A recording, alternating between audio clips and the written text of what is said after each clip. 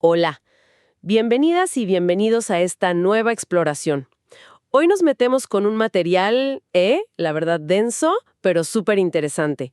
Son apuntes, discusiones de clases de psicoanálisis que se centran en un concepto clave de Freud, la represión. Un concepto fundamental, sí, sin duda. Es de esos que usamos mucho, ¿viste? En el día a día, pero que en la teoría psicoanalítica tiene una profundidad enorme. Cambió mucho cómo entendemos la mente. Justamente. Y la idea hoy es desentrañar bien qué es la represión, pero no como un simple me olvidé, sino como ese mecanismo psíquico específico que describió Freud. Queremos ver cómo funciona y por qué es tan importante para su modelo del aparato psíquico. Las fuentes que tenemos hablan de etapas, ¿no? Sí, exacto. Freud lo piensa como un destino de pulsión, o sea, una de las vías que puede tomar un impulso. Un deseo básico, digamos. Y ocurre cuando satisfacer esa pulsión directamente chocaría demasiado. Generaría un displacer tan grande para el yo. Que el yo se defiende, ¿no? Eso mismo. Opta por defenderse. Y ojo, es una defensa inconsciente. No es que uno diga, listo, reprimo esto. No, para nada. A ver, entremos ahí, porque no es simplemente decir, no quiero pensar en esto.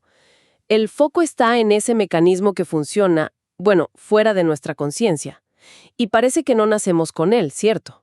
Necesita que la mente ya tenga una cierta estructura. Tal cual. Requiere que ya haya una diferencia clara entre lo que Freud llamó el sistema inconsciente y el preconsciente consciente. Y como decías, lo describe en fases. La primera es la represión primaria, o primordial también le dice. Represión primaria. ¿Qué quiere decir eso? Suena a algo muy de base. Y lo es. Tiene que ver con las primerísimas inscripciones psíquicas. Las huellas que dejan las experiencias más tempranas. Sobre todo las que tienen que ver con quienes nos cuidaron al principio. Estas marcas, estas huellas mnémicas, no son recuerdos que podamos traer así nomás, ¿eh? Quedan fuera de la conciencia, pero forman el núcleo duro del inconsciente. El núcleo. Sí, y actúan como un polo de atracción. Un polo de atracción. ¿Cómo es eso? Imagínate como centros de gravedad psíquicos, sí. No los vemos, pero atraen. Atraen otras representaciones, ideas, deseos, que se conecten con ellas por alguna similitud, por asociación. Y lo fuerte es que, según esta teoría, claro, estas fijaciones primarias determinan indirectamente nuestras elecciones después. Lo que nos gusta, lo que no. Aunque no sepamos cuáles son esas marcas originales. Exacto. Nunca las conocemos directamente. Solo vemos sus efectos, sus ecos, digamos, en nuestra vida. O sea que las raíces de lo que preferimos hoy o de lo que nos da rechazo podrían estar ahí, en esas marcas iniciales inaccesibles. Fascinante. Y un poco, sí, inquietante. Bueno, y después viene la etapa que quizá identificamos más, la represión secundaria, o propiamente dicha, como dicen las fuentes. ¿Correcto? Este es el mecanismo que Freud veía más directamente en la clínica, con sus pacientes. Acá, una representación, una idea, un recuerdo, ponele, que sí podría llegar a la conciencia, resulta intolerable para el yo. Choca con sus valores, genera demasiada angustia. Entonces, el yo se defiende, activamente. ¿Y cómo se defiende? ¿La borra así nomás? No exactamente borrarla. Lo que hace, según Freud, es separar la idea en sí, la representación, de su carga afectiva, de la emoción que tiene pegada, digamos. La representación, ¡pum!, la manda al inconsciente. Pero el afecto, la emoción, esa sigue otro camino. Ahí quería llegar. Porque si el afecto es algo que sentimos, ¿cómo se va a volver inconsciente? Si yo siento culpa o ansiedad, la siento, aunque no sepa por qué, ¿viste? ¿Qué impide entonces conectar ese sentimiento con la idea original que se reprimió? Esa es una pregunta clave, ¿sí? Y Freud es muy claro en esto, en los textos que estamos viendo. El afecto como tal, el sentimiento, no se reprime, no se vuelve inconsciente. Lo que pasa es que esa energía afectiva, al quedar suelta de su idea original, se desplaza. No puede quedar flotando, necesita engancharse a algo. ¿Y dónde se engancha? ¿A qué se pega? Y puede tomar varios caminos. Puede ligarse a una parte del cuerpo, por ejemplo, y ahí tenés un síntoma físico sin causa médica, lo que se veía mucho en la histeria clásica. O puede pegarse a un objeto, a una situación de afuera, y se transforma en una fobia, ¿viste? Un miedo que parece irracional.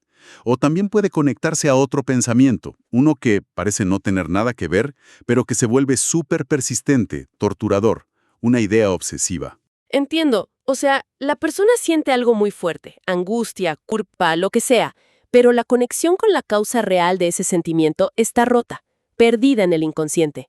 Sentimos el humo, pero no vemos el fuego. Exactamente, muy buena imagen esa.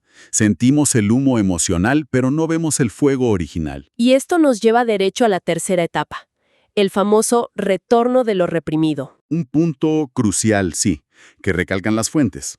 La represión, por definición, nunca es 100% exitosa.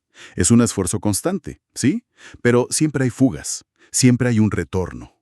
Lo reprimido empuja por salir, por manifestarse. Pero si volver tal cual sería intolerable otra vez. ¿Cómo vuelve? Vuelve disfrazado, desfigurado, a través de lo que Freud llamó formaciones del inconsciente. Son como soluciones de compromiso, ¿viste? Negociaciones entre el impulso reprimido que quiere salir y la defensa que lo frena. ¿Ejemplos? Los síntomas neuróticos, claro. El contenido oculto de los sueños, los actos fallidos, esos pequeños errores o lapsus que cometemos, incluso los chistes. Los chistes. Claro. Y mencionan el caso de Isabel DR. Su dolor de pierna, interpretado así, no era solo un dolor. Exacto. Simbolizaba algo y a la vez impedía dar un paso más, ¿no? Hacia un deseo que le generaba conflicto, relacionado con su cuñado. El síntoma era esa transacción. Expresaba el conflicto, pero de forma velada, y evitaba que ella se enfrentara conscientemente a ese deseo. Era una forma de decir sin decir. Clarísimo. El síntoma como un ejemplo perfecto de ese retorno. Mezcla el deseo y la defensa. Una expresión sustituta, simbólica. Tal cual. Y hablando de sustitución, de disfraces, las fuentes meten otro concepto, los retoños de lo reprimido. ¿Qué son los retoños? Los retoños son, como ideas, representaciones, intereses que están conectados con la idea original reprimida pero más lejos, asociativamente más lejos. Si la idea original es el tronco del árbol, los retoños serían las ramas, las hojas más lejanas. ¿Se entiende? Si un retoño, una idea conectada pero lejana, está lo suficientemente lejos del núcleo conflictivo, bueno, puede llegar a la conciencia. Incluso puede gustarnos, interesarnos, sin activar todas las alarmas de la defensa. ¿Y si está muy cerca? Si una idea o un interés está demasiado pegado a ese núcleo original conflictivo, Entonces, ¡zas!, la defensa se activa de nuevo, y ese retoño también se reprime o, por lo menos, genera angustia. Es un juego constante, ¿viste?, de cercanía y distancia. De hecho, una idea fuerte que sale de acá es que mucho de lo que nos interesa en la vida adulta, lo que nos apasiona, podría ser, desde esta mirada, un retoño. o sea, que nuestros hobbies, nuestra vocación, hasta las parejas que elegimos, podrían ser formas más elaboradas, socialmente aceptables, de canalizar la energía de esos conflictos que reprimimos originalmente. Es fuerte eso. Es una de las ideas más profundas, ¿sí? Y a veces medio desconcertantes de la teoría. Sugiere que no hay intereses puros, ¿no? Completamente separados de esa dinámica inconsciente. Son derivados, transformaciones de esas pulsiones originales. Y esto se conecta con otro concepto clave, la resistencia en el análisis. Dicen las fuentes que Freud llegó a la idea de la represión justamente por observar la resistencia. ¿Cómo es eso? La resistencia es básicamente la represión en acción durante la terapia. Cuando el análisis empieza a tocar esas fibras sensibles, a acercarse a ese material conflictivo, a esas ideas intolerables que se reprimieron, la defensa, la represión secundaria, se activa para proteger al yo. Y se ve en la clínica de 1000 formas. El paciente se queda en blanco, cambia de tema de golpe, se olvida la sesión, ¿Llega tarde? llega tarde, se pone a intelectualizar todo, critica al terapeuta. Son todas formas de evitar el contacto con eso que duele o que genera conflicto. Claro. Freud vio esta fuerza que se oponía al descubrimiento y dijo, bueno, si hay una fuerza que se opone ahora, tuvo que haber una fuerza igual de activa que lo ocultó en primer lugar. Esa es la represión. Lo interesante es que para Freud lo inconsciente en sí no se resiste, ¿eh? Siempre tiende a salir. Es el yo, consciente o preconsciente, el que se resiste a saber. Pero, ojo, las fuentes marcan una diferencia importante. Si yo digo conscientemente, mira, de esto prefiero no hablar ahora, eso no es resistencia también. Sí, lo es. Pero la diferencia es clave en términos de lo que el psicoanálisis llama responsabilidad subjetiva. Reconocer conscientemente, esto me cuesta, no estoy lista para esto, implica hacerse cargo de la dificultad. Hay una conciencia de que estás evitando algo. En cambio, la resistencia que actúa sin que nos demos cuenta, olvidarte la cita, quedarte muda sin saber por qué, no tiene ese grado de responsabilidad. La persona como que padece la evitación, no la reconoce como propia. Exactamente. Y uno de los objetivos del análisis es justamente ayudar a pasar de esa posición de queja, de esto me pasa, a una de mayor responsabilidad sobre los propios deseos, conflictos, defensas. Esto tiene que ver conmigo. No. Entendido. Ahora, Freud también habla de esto en otro lenguaje, uno más económico, de energías. Las fuentes mencionan investidura, desinvestidura, contrainvestidura. Suena bastante técnico. ¿Podemos simplificarlo un poco? Sí, a veces Freud usa esa metapsicología económica. Piensa en cantidades de energía psíquica, ¿viste? La libido o la investidura. Se pone un poco abstracto, sí, pero podemos intentar una analogía. Imagina una idea, una representación, que está ahí, en el preconsciente, casi por llegar a la conciencia. Tiene, digamos, dos tipos de carga energética. Una conexión con la energía de la pulsión inconsciente y otra carga que le permite ser consciente, la investidura preconsciente. Ok, dos tipos de conexión energética. ¿Y qué pasa cuando se reprime? Para reprimirla, para mandarla al inconsciente, el aparato psíquico le quita esa carga que le da acceso a la conciencia. A eso lo llama desinvestidura. Es como si le cortaran el cable que la conecta a la conciencia. ¿Se entiende? Ajá, le cortan el cable a la conciencia. ¿Y la energía que le quitaron se pierde, se va? No, no se pierde. Y acá entra la contrainvestidura. Esto es clave para entender por qué la represión es un proceso activo, que gasta energía. Esa energía que le sacaron a la idea reprimida no se evapora. Se usa para cargar, para investir otra representación. Y esa otra representación es la que funciona como defensa activa, como un muro. Ah, claro. Entonces la energía que se le saca a la idea conflictiva original se redirige y se pone en el síntoma, en la fobia, en la idea obsesiva. Exactamente. El síntoma, la fobia, la obsesión, funcionan como contrainvestiduras. Son representaciones que chupan esa energía libidinal. Mientras la energía esté ocupada, ahí, preocupándose por el síntoma, evitando el objeto fóbico, dando vueltas a la idea obsesiva, no está disponible para que vuelva a la idea reprimida original. Es como si el síntoma fuera un guardián que mantiene a raya lo verdaderamente conflictivo. Pero claro, mantener a ese guardián cuesta energía psíquica constante.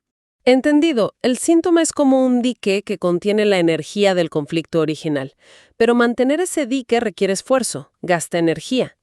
Las fuentes traen ejemplos clínicos muy gráficos. Uno es un lapsus. Alguien se encuentra con una colega que no le cae muy bien y en vez de inventar una excusa le dice algo como, mira, justo estoy al pedo media hora entre tal y tal hora. Justo. Un acto fallido, un desliz verbal, tal cual. La intención consciente era ser amable, ¿no? Decir que estaba ocupado, quizás. Pero el deseo inconsciente, no te quiero ver o solo te vería si no tuviera nada mejor que hacer, se filtró, burló la censura por un instante. Es una pequeña formación del inconsciente, un mini retorno de lo reprimido. Y mencionan que los chistes o la ironía pueden funcionar parecido. Sí, como válvulas de escape, ¿no? Socialmente más aceptadas para contenidos reprimidos como la agresión, la sexualidad, críticas. El humor permite decir algo que de otra forma sería intolerable, pero disfrazado. Hay otro ejemplo clínico que me impactó bastante de las fuentes sobre cómo un olor puede disparar toda una cadena de asociaciones reprimidas. Ah, sí, ese caso es muy ilustrativo. Muestra la complejidad de esas redes de asociación inconscientes. Un paciente que percibe un olor particular en el consultorio lo describe como yogur de vainilla. Este estímulo, el olor, junto con la penumbra de una parte del lugar, lo conecta de golpe con recuerdos de la infancia. ¿Qué tipo de recuerdos? Primero, con una psicopedagoga a la que iba. Pero la cadena sigue, ¿viste? Ese recuerdo hace de puente para desenterrar algo mucho más profundo, más conflictivo, que estaba muy reprimido. Una escena de juego sexual infantil con su hermano mayor, un hermano que había fallecido hacía poco tiempo. ¡Wow! Tremendo. ¿Y cómo encajaba esto con lo que el paciente venía hablando en la terapia? Bueno, el paciente llevaba tiempo sintiendo y expresando una bronca enorme, mucho resentimiento hacia ese hermano. Lo culpaba de muchos de sus problemas actuales. Ese enojo tan fuerte, que podía parecer lógico o quizá un desplazamiento de otros conflictos, funcionaba en realidad como una poderosa contrainvestidura. ¿Estaba tapando o ocultando el recuerdo de esa experiencia infantil? Exactamente. Ocultaba la complejidad de esa relación con el hermano y la memoria de esa situación temprana, que estaba cargada de ambivalencia, de conflicto.